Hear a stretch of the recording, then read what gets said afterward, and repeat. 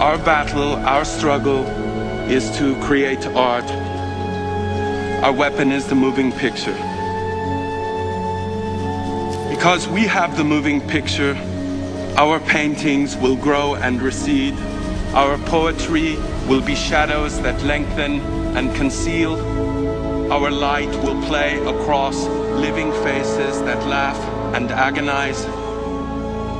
And our music will linger and finally overwhelm, because it will have a context as certain as the grave. We are scientists engaged in the creation of memory. But our memory will neither blur nor fade.